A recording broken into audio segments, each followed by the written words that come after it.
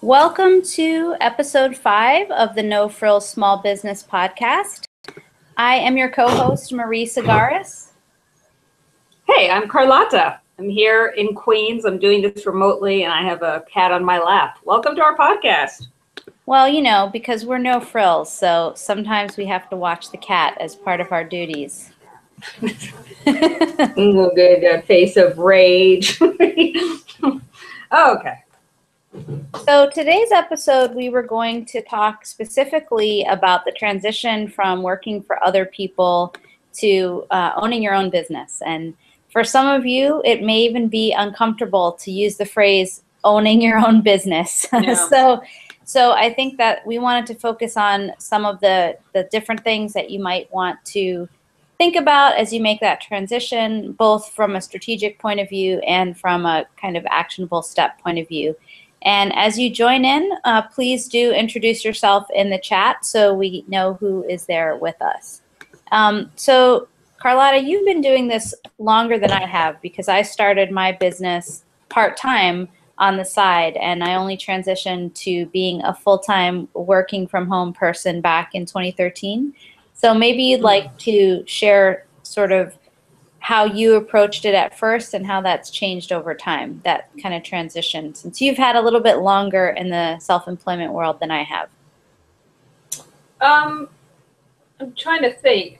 Since I did start this business in 2008, something that I've been thinking about since 1999, obviously, this podcast is aimed at people who have really been thinking about starting their own small business. So you're probably right there coming at it with 100% more thought than I had. In 2008, I was a year out of law school.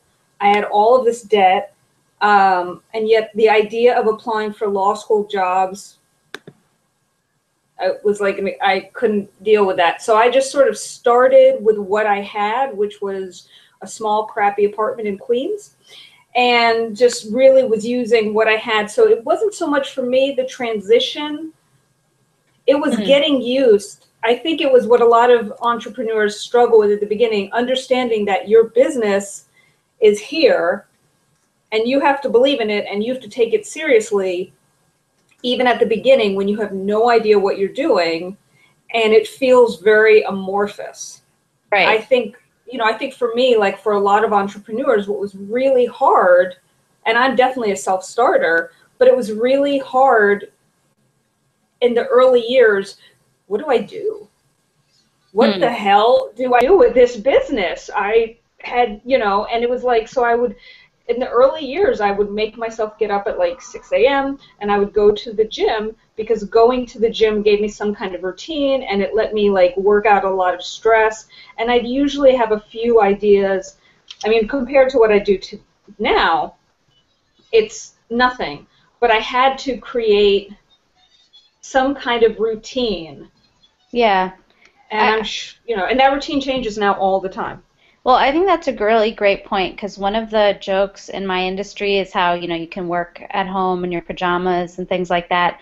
And I actually found it really important when I was first starting my business to make sure that I didn't wear my pajamas all day, that I actually got up and showered and did all those things to kind of create a routine for myself, as though I was going to work outside of the home. And I think people have different points of view about that, but one of the challenges, I think, in the transition from being an employee to being self-employed is that, no matter how autonomous you were in your job, and I was coming from a job where I was pretty autonomous, you still are getting kind of external direction, at least to some degree. There's some things you have to get approved or you have to ask someone to do, or there's things that people are telling you to do that maybe you're not interested in. Whereas when you're self-employed, all of that is coming from you internally. And so I think for me, getting my head around the fact that I'm the one who has to decide everything I'm going to do on a daily basis, what my strategy is, as well as what are the tactical things I'm doing from day to day. And so part of that transition for me was not kind of being the person who's at home working in their pajamas, but taking it, saying, hey, I'm going to work for myself, and I'm going to treat that in the same way that I would treat working for somebody else by like I said, getting up, showering, even though, yeah, I could work from home in my PJs, it just didn't seem like the right thing Well, for me, at least in terms of having my head on correctly. I mean, I think that's the thing for a lot of people, and transitioning into your small business. It really is about changing how you live, changing how you think about small business. Not only in the early years, your small business. I remember working 100-hour weeks, and then you start having to force yourself to be like, I'm going to take the weekend off. I'm not going to answer emails on holidays. I think that one of the hardest thing is, and I mean, when you're working from home, there's not really anyone to share your successes with. Mm-hmm. It can be very lonely. I know plenty of people who started small businesses around the times I did, and maybe I'm just more of a masochist, but they were just like, they couldn't handle it. And I remember in the early years, and even now, like now, there are things that I understand about myself. So I feel like if you're listening to this podcast, whenever you're listening to it, and you're thinking about doing a small business, yes, I would say you should do it. But the people who succeed, I think, are the people who know themselves and who understand. For example, if I spend too much time alone, I'm going to get very, very depressed. Mm-hmm. If I don't work out, I feel bad. If I drink too much coffee, I get irritated. Mm-hmm. Or you just have to understand as much about yourself so that you can take your job seriously, whatever your business is, and you can create an environment so that you can succeed. Because frankly, there's plenty of people who were like, well, I'm going to work all day in my pajamas, and then you start going a little bit insane, and somebody tells you about a job working for someone else, and you're like, okay, thank God, being a small business person is really hard. It is really hard, but if you are not going to allow yourself to know yourself, forget it. You're just going to like torment yourself. I think that's also a difference. When you've done small business long enough, like at the beginning, I'm sure, Marie, you felt this way at the beginning, you're like, everyone should have a small business. It's the most amazing thing. And then at a certain point, I've been doing this now for years, that at a certain point now when I'm like, I have clients tell me, oh, Carlota, I want a small business like yours. I'm like, you think? Really? Is that what you want? That was Well, my rant. yeah, always good to have a rant.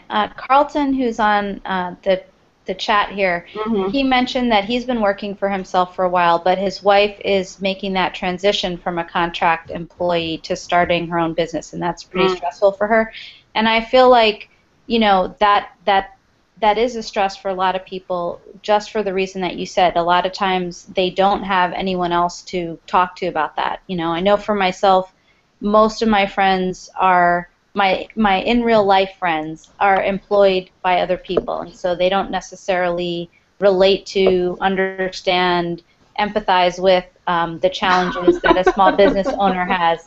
But on the contrast, most of my friends online, are small business owners, and so I think having that network of other people you can talk to is really important. And at the beginning, you have to build that because you don't have that network of folks in your industry. And I think a lot of times people are worried that if they share information with other people, that there's going to be all this proprietary knowledge that's going to be given out, or their business is going to somehow suffer. But I think the reality is that, generally speaking, networking with other small business owners is only going to be helpful, and it does help, at least for me, to reduce some of that stress. So another thing, maybe, Carlton, to recommend, obviously you have your own experience that you could share with your wife, which is great, but it's actually a lot of women tend to feel more comfortable about sharing and networking with other women business owners than men do in general. So maybe that's something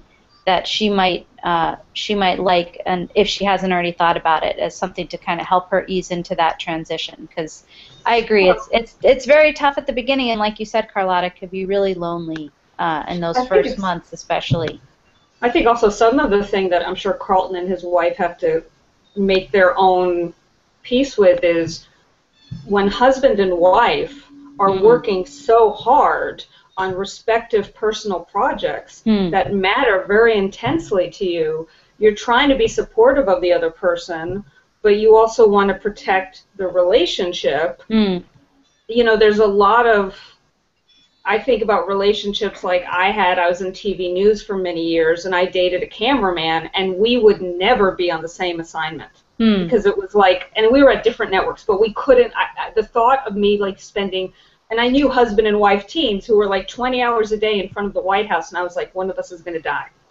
So I'm sure you want to be supportive of your wife, but but maybe you two also have to have like a plan where it's like, you get to bitch now, I'm going to listen and be supportive, but when I need you to, you have to be supportive, but let's also just make some time to try and have fun, because otherwise your whole relationship can just be complaining, stressful. But it's I mean, it's a wonder. I hope she perseveres, and I hope she succeeds. I'm sure she will. I really just think it's like making that commitment to be a masochist in some ways. Making that like choice. But there are a lot of benefits, definitely. I mean, I think there's obviously the flexibility when you work for yourself, but there's also, for those of us that really like having autonomy and don't really love micromanagement or having people tell us how to do things or when to do things, I think there's like huge advantages. But it is a shift. It's definitely a shift. And like I said, for me, some of them are kind of structural things, like getting up, showering. I actually try not to. I don't work that much literally from home, although I have a home-based business, because I find it better for me to kind of switch the environment a little bit so I can be more focused. So I've, at the beginning of when I was working from home, I tested out a lot of different locations. I've since found like particular libraries that I like to go to when I'm writing, for example, because they're really quiet, or particular coffee shops that I might go to when I'm doing certain things that I can be a little bit more distracted. And so for me, that's helped to have these multiple different locations in addition to my home. But I know for some people, having that home office with everything they need there in one spot and the perfect desk and the perfect chair is really valuable as well. So I think part of it is like an experiment phase where you're trying to figure out what are the structures that work for me and my business. And it can feel scary to experiment at the beginning, especially if you don't have money coming in, because you're all worried about, oh God, the money, the check, when am I going to... But you do have to try some things out, because otherwise what ends up happening is you kind of create a default system that you never change and you never examine. And I think that can be really bad if your default is not really what makes you the most effective, So that's what I would recommend too, is that when you're starting out, is to do, try a couple of different things out and see, what structures help me the most, what structures make me, feel the most excited and the most productive, rather than just, assume that a certain way is going to work for you because it worked for somebody else. Well, I also think I think the first thing really is, though, you have to be patient. Because I just remember when I started my business in '08, people, my parents, were like, I started my business, let's say, on a Tuesday, and obviously I'm starting it with a huge amount of debt. I had graduated law school. I started my business on a Tuesday. There was no money for years. This is 2015, and I just took my first vacation since 2008. But, you just have to stick with it. And you have to be patient, and you have to understand that, no, there may not be money for a long time, but money is not the only thing to judge a business by. The other thing I was going to suggest is, for me, starting my business, in the early years, I would really feel like I had to be at my desk for 8 hours a day, blogging, pitching, blah, blah, blah. And now, as the business has improved, like this morning already by 11:30, I sent out 3 big pitches. I have a couple of clients to talk to, but I'm now at a point where I'm about working smarter, not harder. So I would rather do small things that have a big impact than waste a lot of time. But that's also like my strategy that's evolved as I've understood through mistakes and life lessons and all that other boring crap, learning. But I think that in the beginning, in the early years, you feel it. I'm saying that you have to be patient, but it's hard. You feel really behind the curve. You're starting a business that you're passionate about. Nobody else in the world cares. But as long as you care, that's all that matters. You really have to maybe just be patient. So Carlton wanted to add something about environment. Oh, yeah. Hi. Sorry, Marie, right? Yes. And Carlota. Hi. Thank you for letting me participate. Yeah, like I said, I'm a software developer.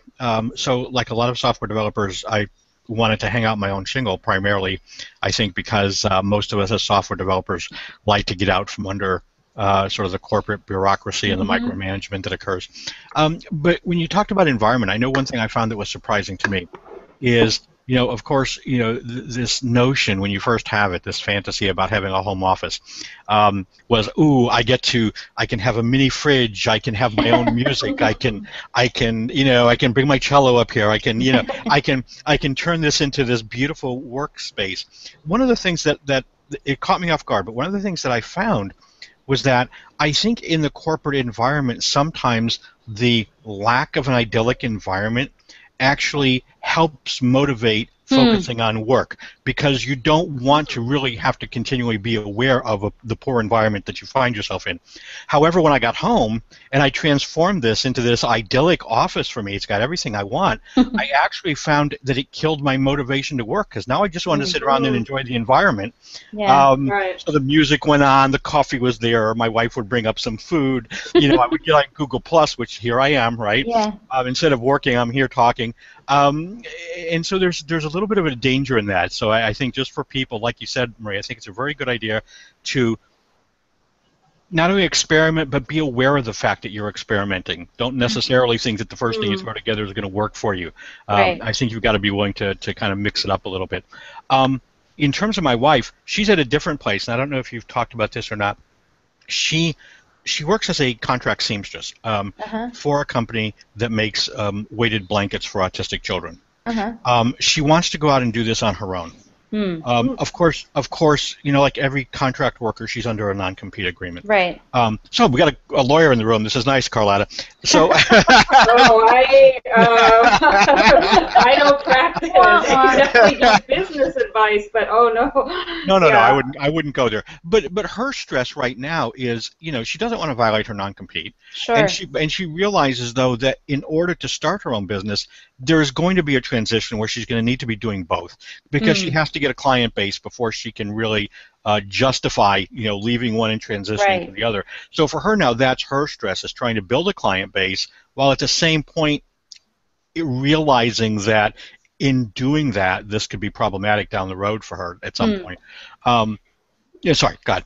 No, well, what I was just going to say is thanks for sharing her story, first off. And I don't think you mentioned the name of your business. If you could just say that so we can link to it in the show notes. Well, mine's it's called customvb.com. Oh, great. But go ahead. But yeah, so back to your wife's scenario, I think obviously it would help if she had a lawyer look at her contract to just confirm it. And I'm not sure where you're located, but here in New York City, we have an organization called Volunteer Lawyers for the Arts, and there are similar organizations around the country. And a lot of times they would consider an artisan or a crafter, like your wife, a seamstress, to be an eligible member. And so they often provide lower cost legal assistance, or your local arts council might also be of help to her in that area. Go ahead, just to go back, I think, if she does find that, the non-compete is such that she really has to kind of be out of sewing for X amount of time before she can launch her business, she may want to start looking at what other freelance opportunities there are as a seamstress, so she can have that, whatever it might be, a year or so. It's not a bad idea to kind of help her transition. Yeah, and then it never hurts to look at some different freelance opportunities when you are launching in a creative business. So my business is crochet and knitting design, and so I still do a lot of freelance work. So I do patterns for magazines, I do guest blogging, I do a lot of different things besides things that are just, my own income producing. And I think most people in the creative arts industries, they do have a really varied portfolio. It's not that typical that someone is only producing their own items for sale and no other source of income. So making that kind of transition to other freelance opportunities may possibly help her in dealing with her non-compete issues, but also will kind of diversify her portfolio and open up her network a little bit. So that might be something she might want to consider in this transitional period. Yeah, there were two, if I can, there were two other small things. One is, actually you mentioned this, and Carlota, you might find this of interest. There's a company down here, and I stumbled on them actually looking for a web firm. There's a company down here called Push to Start, and they're getting ready to go national, but it was born out of a law school down here. And what they've done is they've taken I'm assuming what are the recent graduates, and they offer a fixed price for startup businesses for a year's worth of legal counsel. Now, obviously, they're not going to represent you in court for that, but in terms of doing all your paperwork, your letters of incorporation, all the things that small businesses typically need, they offer it at a fixed price over the course of your first year in business, which I think is a really neat idea. I haven't gotten a chance to talk to them or explore that anymore. The other thing I want to, just for me, I'll throw this out there and I'll be quiet for a bit. Because again, programming I think is a common business, and I don't know if this applies in your business or not, but I did find in mine, because I'm a developer, there's a downside to being in business for yourself, and that primarily is that this is serial work. I can't take on 2 or 3 or 4 projects at a time. I simply divide myself like that. So I literally now have to focus beginning to end on a project. And then at the end of the project, now comes the marketing all over again. Now you're back out on the street looking for the next project. And this is not the easiest thing in the world to handle sometimes. Now, do you find that with your line of work, where you can only handle one project typically at a time, or do you do multiples? I mean, I try to always keep, in Carlota's situation, she's probably doing this much better than I do, but I have to be in a situation where I can't only look for work at the end of a project. So I have to kind of reserve a certain amount of my schedule, especially when I'm working on larger projects, for looking for that next project. Because, you know, so let's say if 90% of the time is working on a big client project, I have to at least have that 10% to say, well, what's the next project? Whether that's a project that I'm doing myself from beginning to end, or whether that's some kind of freelance work, because, you know, it may be that when I come up for air from this project, it's not a good season for finding other work, you know, that I'm looking for. So I kind of have to keep a sort of a pool of energy for that. But I don't know, Carlota, is yours is much more, I feel like you have to be more continuously, you know, you have you have a lot of shorter term clients and things like that, so I feel like you probably have a different balance than we do, but maybe I'm wrong. Oh, I'm always multitasking. I mean, I've got right now something like 20 pitches out. You know, I have like 30 clients around the world. So I constantly am multitasking. But that's also the business. I've created it because that's how I like to do things. I mean, I'm very intensely hands-on. But no, I feel like also some of it's just being in New York. If you don't always have something else coming down the pipeline, I mean, projects can just end, and then suddenly it's like, but the rent is still going to be due. So yeah, I mean, just today, like I've got a ton of pitches out now. I have meetings every day about them. I'm always taking on new clients. But I really think like when you, going back to what I was going to say, or what I was saying earlier, when you get to know yourself, you could start developing a business that will succeed, hopefully, because you understand this is my personality, this is what I like, this is what I'm good at, this is what I maybe am not good at. But also I was thinking, Marie, as we discussed, you know, entrepreneurs, it's very trendy now. I figure there's a lot of people who are maybe doing it because they feel like, well, you know, everybody else is doing it. And if it doesn't work for you, that's fine. I don't think that's a failure. It just means maybe you tried it and it didn't work.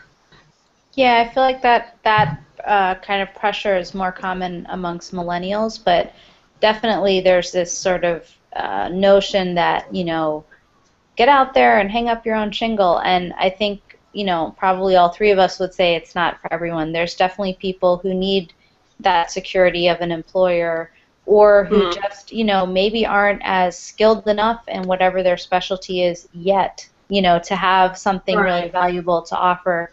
So for some people, it's kind of going back to the drawing board in terms of getting their skills up to par before they kind of come out again, to have another business idea. And for some people, it's more of the structural pieces, like not feeling comfortable with uncertainty or not liking the marketing. Like you're saying, Carlton, a lot of small business owners are like, wait a minute, marketing? I just wanted to do this cool thing that I love. I didn't know I was going to have to tell anyone about it or get people to pay for it. That's a whole other thing. So, and some people can balance that with partnerships and collaboration. They might have somebody else who does their marketing or who kind of assists them with pitches and things like that, because that's not their strong suit.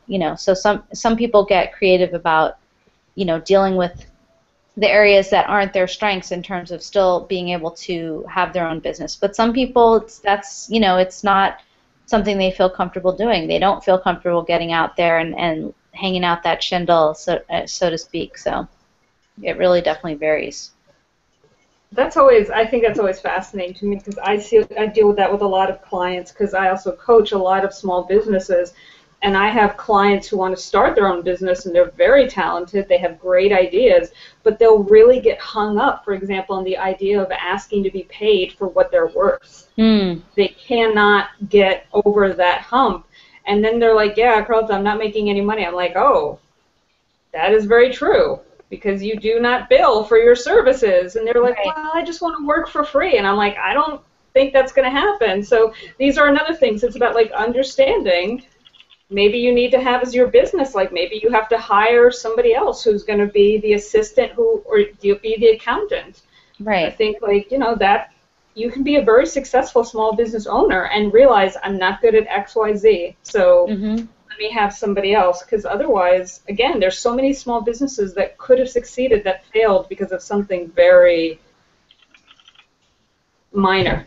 Yeah, well, I think part of that transitional period, as we've been talking about, besides sort of exploring, do I want to work from my home office, or does my home office need to be more sparse so I'm not as distracted by it, or whatever the case is, I think it's also looking at the other elements of your business and what you can reasonably take on and what you need to get someone else to do. So besides marketing, I feel like one of the things that's never really talked about in the transition is that you have to be a negotiator. I mean, when you're working for someone else, for the most part, you may negotiate your salary maybe once a year, maybe just when you're hired and never again. So most people that are working for other people, unless their job specifically deals with contracts, are not really ever involved in negotiation. And now, like you said, Carlota, you're in a situation where you're going to have to frequently ask people to pay you. You're going to have to say, well, actually, that, my rate is higher,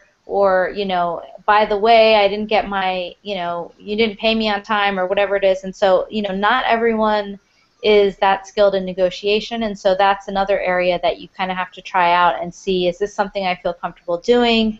Do I need to get some coaching on how to do this better? Do I need to have some sample language so that I can easily, send off those emails saying, hey, you didn't pay me, or I know what to say on the phone so I don't get flustered. So I think that's another area that people kind of have to explore as well. But I think the problem and it's not a problem, but when you start your small business, like, I think a lot of people, you have tunnel vision. Like, I know I did. I had this coaching idea in my head. I had something. I don't think I had I had something in my head. But and I remember just being so delusional back then in 2008, and I had very little money, that I was like, well, I'm going to start this business. That's where all the money will come from. And, at the beginning, like, there were things that now I can talk about, that I can coach. But if you had asked me back then, like, if you had said to me back then, like, okay, well, how are you going to market? Market? What I are you talking about? I'm like still trying to, like, wrap my head around, like, actually coaching. And, like, when people would call and they were like, oh, you coached a friend of mine, can I hire you? I would be like, oh, okay. Like, I don't know, I guess if you want to hire me, that's cool. And now it's completely different. Because you've refined your approach, over the years. Right. I just think, but I think it's also like you become more confident because, like, in the beginning years, I was like, okay, here's my business cards. I had to have a pitch. I had to like really be perfectly. And now there's plenty of times where I've gotten clients and I've networked clients. I don't even have business cards, and it's just a matter of like you hit this point in your stride where at the beginning I would have felt really sloppy, and now I've coached so many people that I kind of feel like I'm always like, oh, just Google me, you'll see it all online. So I do think that if I hadn't stuck with it, I know if I hadn't stuck with it in those early, horrendously lonely, depressing years, there's no way I could be doing this, having even this conversation, because I would have beaten myself up for every normal mistake, like it was the end of the world, and I think a lot of people do. Yeah. So Carlton has another question about when you find that the real cost of essentially the bid that the customer's making is more than or I guess their bid is less than what it costs for you to do the work. It's not so much that it's less. I mean, there's always a negotiation time there that you have to go through, but it's where the real time value of this piece of software to the client clearly is far less than what it's going to cost you to develop it. All right. So they're looking for something that's going to save them $1,000, but this is 100 hours worth of work. Well, clearly this isn't going to pan out. So, and like you said, when you first start off in business, of course, and I did a few of these, and I lived to regret them. It was like, you'll do it for any price because you just want to start the business, the work flowing. Right. Even some of the ones that you realize, okay, I'm not going to make any money on this. But in the software development world, in particular, it's a very, very dangerous line to walk, because typically, and correct me if I'm wrong, Carlota, but I would presume that when somebody comes to you for legal services, I don't do legal services. Yeah, she only does. I don't do legal services. Okay, you just happen to be a lawyer. Okay, I'm sorry. Well, let me ask the question then. When your clients come to you, do they typically have a reasonably complete vision of what it is they expect you to do for them? No. That's kind of her job, yeah. People come to me like in despair, frankly. I have clients in the White House. I have clients in Australia. I have clients in Brooklyn. I've had clients who are Navy SEALs. I have clients who want to start their own library. They want to move and buy a boat and tour the 7 seas. So I've had some people come to me, like a woman who worked directly under Michelle Obama, knew very specifically, this is what I want to do, how do I do it? But I literally have had clients who come to me and will buy a couple of sessions, and we start off, because a lot of people come to me who aren't ready to go to therapy, but they're ready to talk to somebody and have some empathy. So they'll come to me and they'll be like, well, I've been thinking about writing a book. How would I get started? And then I've had people who will come to me with like, this is my master plan, and I know I'm at A, and I know what Z looks like. Can you create a strategy for me to get through A to Z? So I do all types of like entrepreneurial, small business, development, coaching, writing books, creating jobs, negotiating salaries. Okay. But it really is, some people know exactly what they want, or some people, I mean, I have a lot of people who come to me with an idea, and I'm the first person they've ever told it to. Okay. And they just wanted to have one person who wouldn't be like, you're crazy. Right. Yeah. Now, see, from my side, it's extraordinarily rare for me to get a client that not only says, I need you to develop a piece of software, but can articulate the functionality in some detail.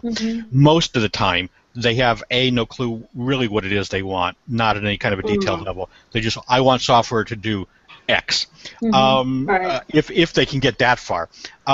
So part of the problem in negotiating price here is that this is like somebody coming to you as a builder and saying, I want you to build me a house. How much is it going to cost? Well, do we want do you want a bungalow or do you want the Taj Mahal? I mean, there's a world of difference, and so a lot of this is educating the client as to understand what it is exactly that they're asking for. And most clients I find don't have an appreciation price-wise of what it's going to take to get done what they need, and that makes it difficult. So you got.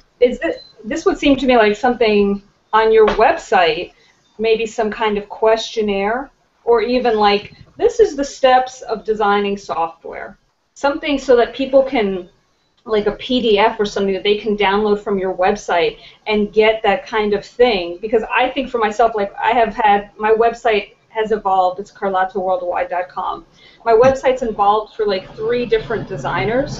Okay. And the first website designer, I was like, I want it to be teal. That was the extent of my like supervision. And she literally had to like hold my hand and be like, okay, what kind of features? I was like, I think there should be a home page. She was like, yep, let's keep going. I mean, but now, of course, by like the 3rd designer, I can be really like, oh, I want this and I want this. Yeah, so exactly. It seems like a good thing for you, maybe if you're not already doing, is to have some sort of informational document on your home page that when people, and with search terms, so it's like, how do I figure out the software I need? That then when people type that in, and some people will, your website comes up, and so suddenly it's like you're the expert. Right. Yeah. Good point. I mean, I think that's a good point. I also think that, you know, it's my point of view that I'm not one of these people that lives in absolutes. I'm much more of a continuum person. So I think when you think about clients, there are some people where, you know, you doing whatever it's going to take to explain to them what they need and then actually getting it done is never going to compensate you enough. And I don't mean just monetarily, you know. And then there's other people where, you know, maybe you're going to be putting a lot of time in on the front end, but they are going to be a repeat client, or they are some, you know, a company that's going to invite, right? They're going to network you to be in relationship with someone else, and so even though, you know, you're quote losing money at some point in that transaction, you know, you're gaining certain opportunities. So I think, you know, again, and kind of talking about that transition, I think when you first start your business, it's very hard to have like a nuanced read of those different clients as they're first coming in, especially because usually you're just like, money, I need money, I'm so scared, is this going to work, you know? So you're just kind of taking whatever it is. But I think a really important thing is that self-reflection process where you kind of say, okay, you know, maybe this client worked out or didn't work out, why? You know, not just like, oh, they stank as a client, but, you know, what can I do differently next time? What have I learned from this experience that's going to help me and my business, you know, go to the next level? Because I think to be a really successful, especially like a solopreneur where you're really spending a lot of time by yourself, you have to reflect on what's working and not working for you. Like you were saying earlier, you know, it's, you know, somebody might say, oh, have this great office and it's great, but like you said, you reflected and realized this maybe is distracting me too much from the type of work I need to do.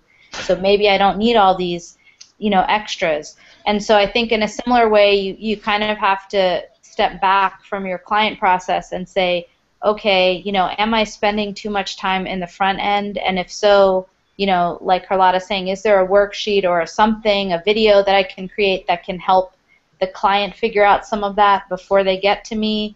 Or is that sort of what I'm known for? I'm the software developer that's like the hand-holding software developer. And so, you know, I charge a premium, but I also hold your hand through the whole process, or whatever the case might be. So I think having that reflection and thinking about how does this relate to my specific business is always really helpful. And I think, you know, as a solopreneur, how are you different from someone else? And that reflection is part of what helps you understand how am I not the same as every other software developer out there in the world, you know, and how am I different, and, you know, what's the pros and cons of that, basically. Well, I'm curious if I can ask, if you don't mind, if I ask both of you, what is the reality to the notion that when somebody goes out to work for themselves, that they no longer have to work for clients that they don't enjoy working with?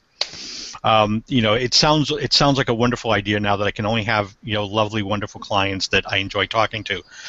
You know, but at least I found that that's a lot easier said than done. Do you typically draw the line with some clients that say, you know, I just do not, the process was not enjoyable, the process was painful, I don't want to work with you any longer? Or do you go to these clients and say, you know, or say to yourself, well, I'll work with them again, but I'm going to charge them a premium for my pain?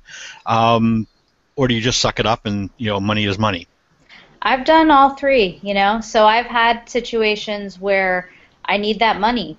It's too big a part of my income right now, and not so much the extra work, because like I'm still getting the value, the financial value, but the annoyance of dealing with this client, it's just something I have to deal with at this point, in my sort of small business journey. I've also had customers where I've said, this is not working, and I don't usually, because one of the benefits for me, because I have a business that has so many different elements and people generally have the notion that I'm a busy person, is that I don't usually have to have a conversation like, I am not having you as a client anymore because you're too much of a pain in the butt. I can usually just say, wow, my calendar's really full, I can't take this on right now, but it's been great to work together, and maybe we'll get together in the future, and that's sort of the end of that particular organization. But I've also, so I think you kind of have to be real about what your financial situation is, where you are in developing your career. I think especially if it's a very big organization or a powerful organization in your industry, you have to be cautious about how you would decline their work. Not to say that you can't, but you probably wouldn't want to be like, F you, I think you're the stupidest company in the world. Right, of course not, no. So you'd have to think about, what's the way to say, oh, you know what, I don't think that my business can really support these type of projects anymore, because of X, Y, and Z, so I'm going to refer you to someone else or decline that or whatever it is. But I've done all three, and I don't think there's going to be too many successful small business owners who at one point or another haven't done all three of those things. I don't know. Carlota, do you feel differently, or? I mean, I think in the early years, I took on a ton of people and charged them almost nothing. And now, I mean, the rates are significantly higher. Now I do this thing where to get a free, you have to have a free consultation. If you like my Facebook page, I give it. And for me, I can pretty much tell like 5 minutes into the conversation if there's a mind meld or not. But I've also raised the rates. I know what type of clients I'm interested in helping. I know the type of people that I connect with. But there's people who, especially people I went to law school with, who have reached out to me, and I'm like, oh, I'd so love to coach you, but it's not you, it's me. I'm not good enough for you. And they're like, no, Carlota, wait. And I'm like, no, don't. But I mean, like, don't wait, because you're going to be waiting a long time. Yeah.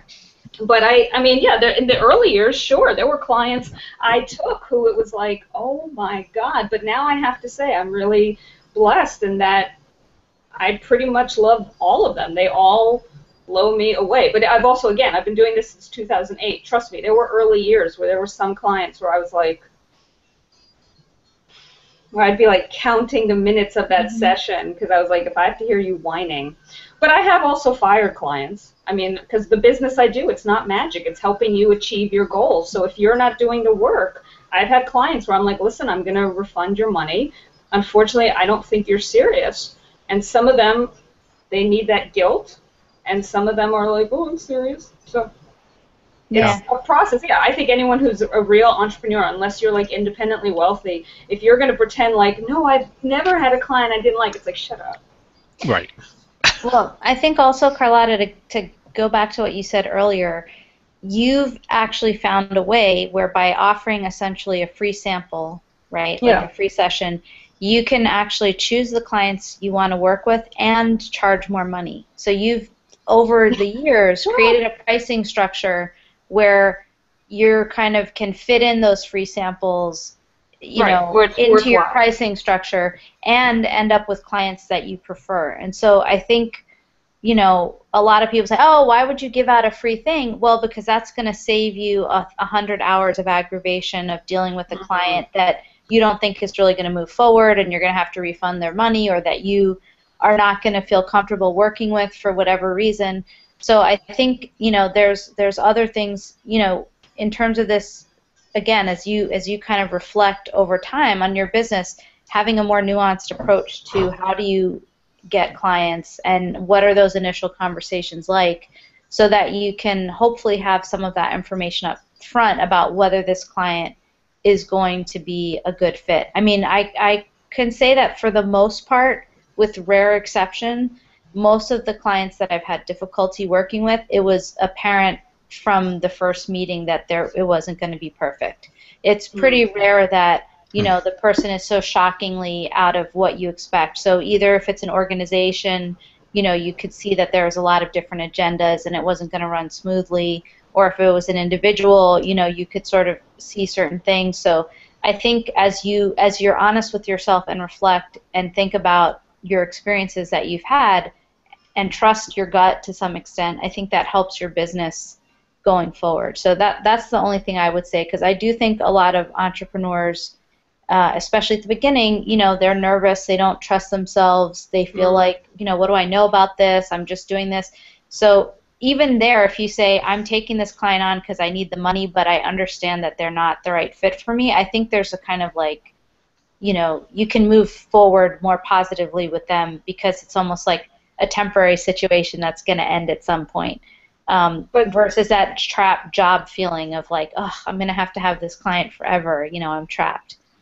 Well, I also think some of it, I mean, for me, what it was I started the business with no money, just with a lot of debt. But at a certain point, I'm a very reflective person. But at a certain point, I also started creating these long-term strategies about like working smarter, not harder. So right. Like, I'd rather have less clients at this profit base. It was also making a decision like, well, but a business based solely on clients, unless like you're a famous coach, it's just not going to work. You can never have enough coach.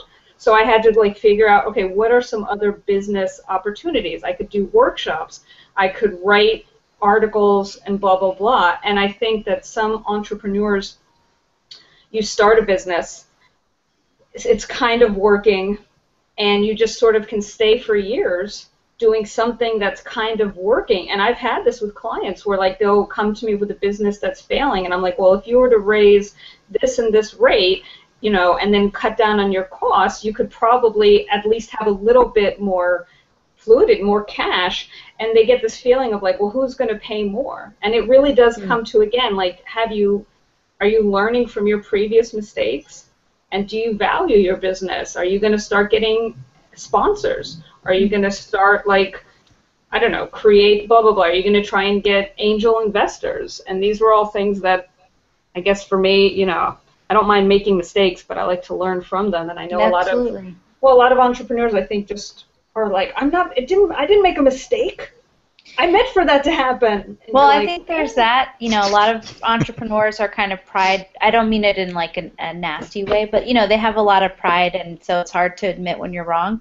But I also think there's plenty of entrepreneurs, and I mean especially in the very small micro business, solopreneur space, that are just so frenzied and overwhelmed that they never stop to just kind of look back for a moment and see, like, did that work or not? They're just kind of running from this thing to the next thing, getting more clients. And so, I mean, to some degree what you're saying, Carlton, of focusing on the job and then doing the marketing, that has a way of kind of permitting you that break to reflect. Whereas, for some other folks that might be sort of doing the marketing, doing the job, getting another job, doing another job, they might not, they might feel sort of too overwhelmed. But I think it's really important, because especially if you are, you don't have entrepreneurialism in your family, especially if you're, really new to this, it's like you definitely need to take a look before you get too entrenched in a particular way of doing things that may not actually work for you. And, that could be anything from, like, as you're saying, Carlota, that could be a strategy, like a higher level, what is your total approach? What are your income streams? How are you marketing yourself in terms of your brand? Or it could be tactical, like, what am I doing this morning? Are you always doing that the same way, or are you changing it? And I think, that's something that people really have to think about, is how can I get this, what can I learn from and do better, the next time? And not always also just adapting something that some other person said was going to work for their business. Maybe sometimes those work, but I see a lot of people saying, oh, I saw this thing and so is using this app, or, they're sending out this sample email, let me just copy it and use it. And it's like, well, that's not in your voice, and maybe that doesn't work for your industry. And so I think there has to be some kind of looking at what's going on and assessing whether this actually works for your particular business, rather than just, doing what somebody said you should do or what you think you should be doing without examining it. I mean, again, it really comes back to, you can start a business because you want to write, and you have to eventually realize that the writing part of the business is just one aspect. Mm-hmm. That marketing online is as important, that going to network events is as important, that to do all of the multitude of other things that allow you to have that moment with working for a client, doing what you love.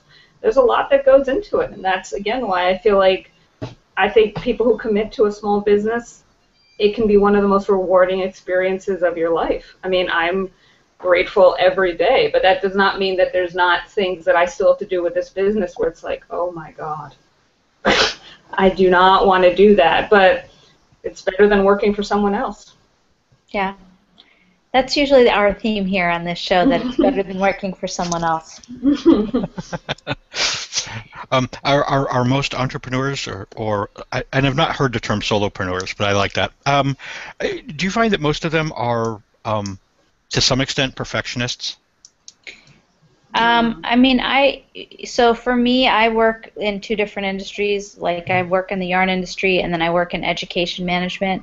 I would say that people's definitions of perfection vary, but I think in the creative industries, I think oftentimes people put a really high expectation on themselves that isn't really that reasonable, and also is not usually what their client is expecting. So their sort of own internal definition of what's perfect is beyond what their client expects and what the world expects, and it's really kind of more about their own self-esteem. And I think for a lot of people, that perfectionism is like a barrier. It prevents them from doing things because they're constantly thinking, oh, this has to be better, it's not enough, it's not good enough, and it prevents them from actually producing things on any kind of timely way. So I think I definitely think there's a lot of entrepreneurs that suffer from that particular ailment. I'm sure, Carlota, you probably see a lot of people with the people that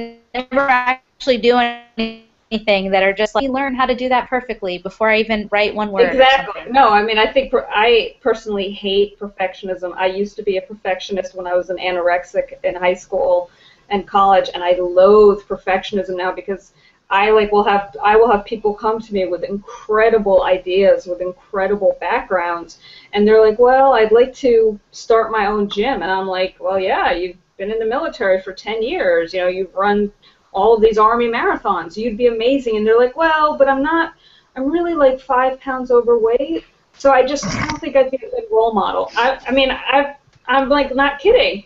And they're like, Carlota, you must go to the gym every day, and it's 8 o'clock, and I'm eating ice cream. I'm like, I guess, but I'm not going to waste my time, So I just think that if you're a perfectionist, I think if you're really serious, once you understand how huge your small business is, you're not going to have time for perfectionism, because you've just got to get through the day. You've got to get your chores done. You've got to make your pitches. I mean, I just feel like perfectionism, it's very, very dangerous.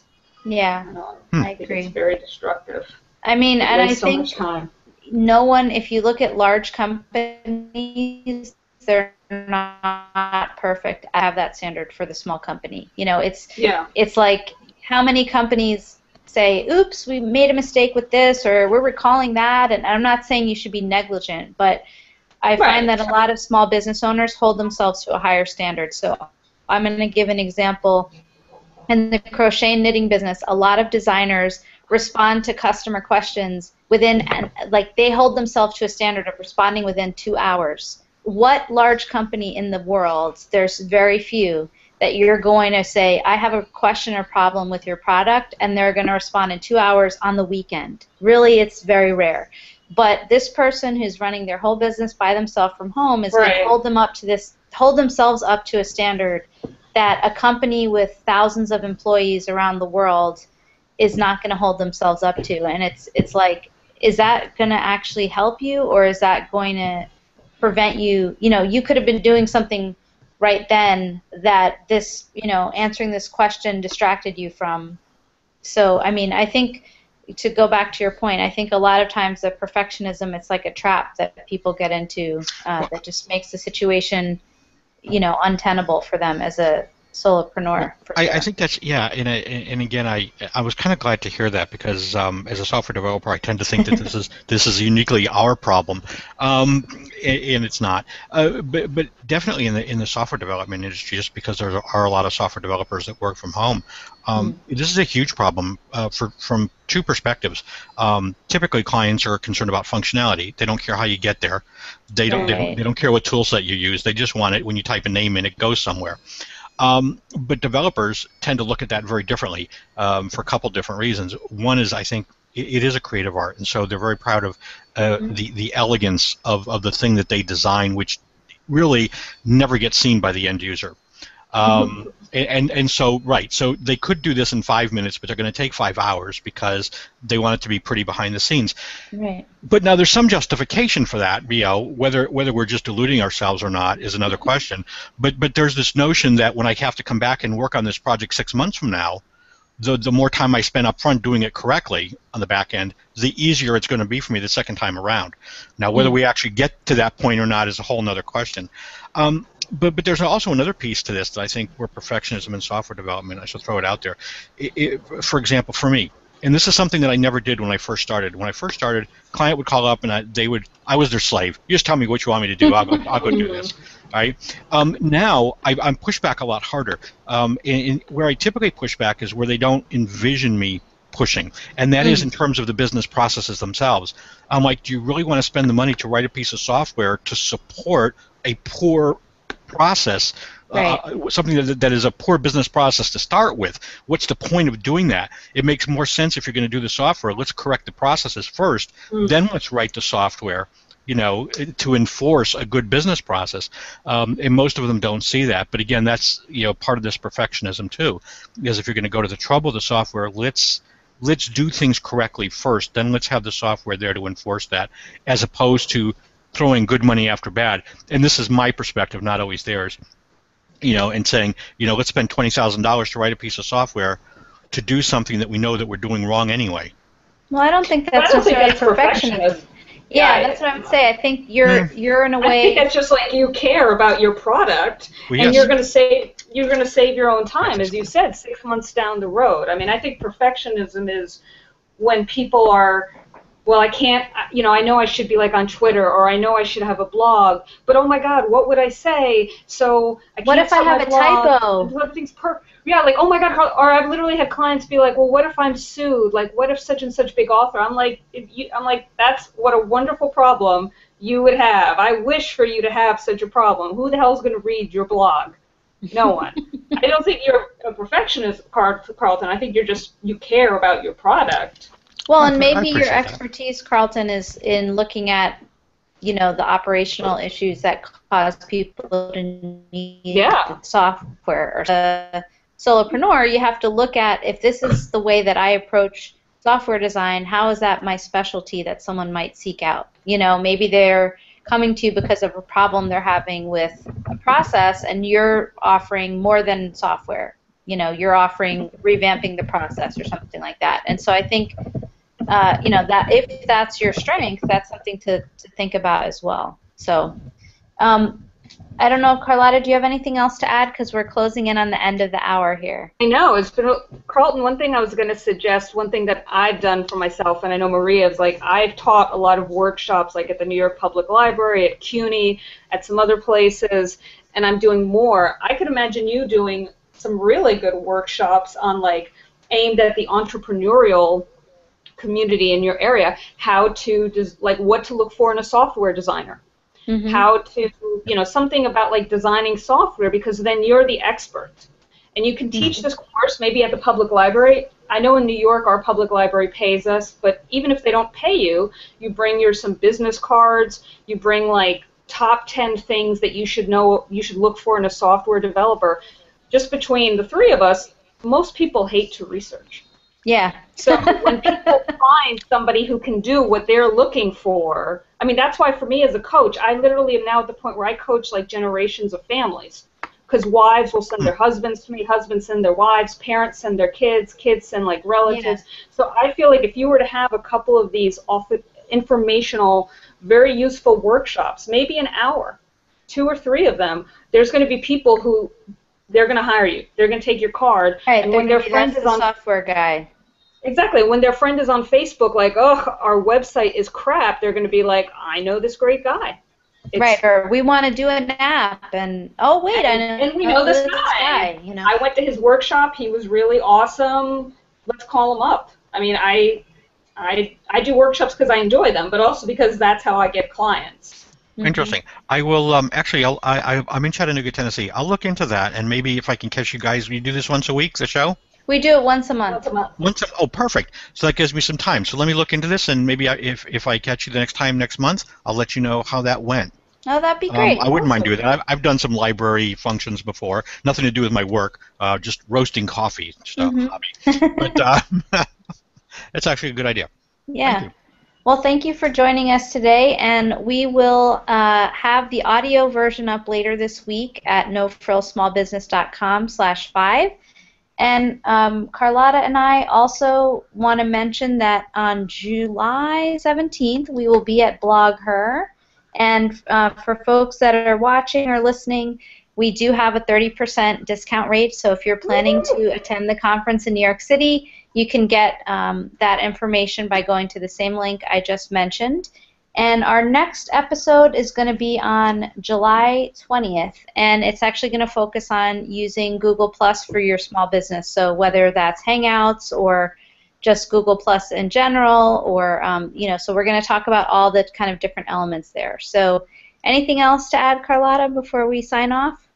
I was just going to say, Carlton, if you want to become a fan of my Facebook page, I would be happy to talk about pitches with you, because I have more ideas for you. Can you just jot down the side chat, or if you want to say it out loud? Yeah, it's my Facebook page. It's Carlota Worldwide Creativity Yenta. I'm spelling it out, though I can't seem to like the English language right now. And like the page, shoot me an email at Carlota. Shoot me an email. I'm putting it also here, carlotaz@gmail.com, and we can talk about some other things, because the world is full of people who need your services, even if they don't know about you yet. Okay, thank you very much. Thank you for joining us. That was awesome. Thank you. Thank you for letting me be here. I had a great time, and I learned quite a bit of good stuff. So thanks again. Wonderful. Thank you. Right.